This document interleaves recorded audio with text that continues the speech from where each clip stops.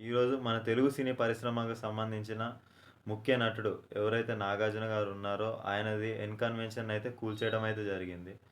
So, దాని మీద వచ్చేసిన మెయిన్ అలిగేషన్ ఏందంటే ఫ్రెండ్స్ ఆయన ఆ ల్యాండ్‌ని ఏందంటే ఎంక్రోచ్ చేసి కట్టారని చెరువు భూమిని ఎంక్రోచ్ చేసి కట్టారని చెప్పి ఒక మెయిన్ ఎలిగేషన్ అయితే ఉంది ఫ్రెండ్స్. అది యాక్చువల్‌గా 2014లో ఆయన మీద దానికి నోటీసులు కూడా రావడము.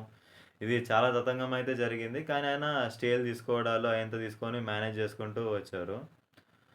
సో, ఇప్పుడు మన రేవంత్ రెడ్డి గారు ఎవరైతే తెలంగాణ చీఫ్ మినిస్టర్ ఆయన ఒక మెయిన్ ఇనిషియేటివ్ తీసుకోవడం జరిగింది. ఆ ఇనిషియేటివ్ ఏందంటే హైడ్రా అని చెప్పి ఒక కమిటీనేసారు ఫ్రెండ్స్.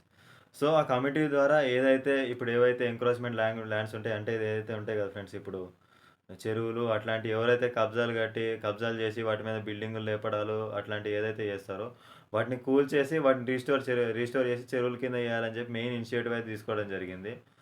సో, ఇప్పుడు ఆ హైడ్రా అనేది ఒక కమిటీనైతే ఏసారు ఫ్రెండ్స్. హైడ్రా కమిటీ మెయిన్ ఏందంటే, ఫస్ట్ ఎవరైతే అక్కడ బిల్డింగులు కట్టారో, ఆ బిల్డింగ్‌ని కూల్చేయడాలు, మళ్ళీ ఫార్మ్ హౌస్‌లు అయన్నీ ఉంటారు. కొంతమంది కడతారు కదా ఫ్రెండ్స్. సో, ఆ ఫార్మ్ హౌస్‌లని వాటన్నిటిని కూల్చేయాలి. మళ్ళీ ఇంకా ఏవైతే కన్‌స్ట్రక్షన్ స్టేజ్ ఉంటాయో, కన్‌స్ట్రక్షన్ స్టేజ్ అంటే ఏందంటే, మొత్తం ఇక కంప్లీట్ కాకుండా కొంచెం పిల్లర్స్ ఏసి, కొంచెం కన్‌స్ట్రక్షన్ స్టేజ్ ఉంటాయి కదా ఫ్రెండ్స్.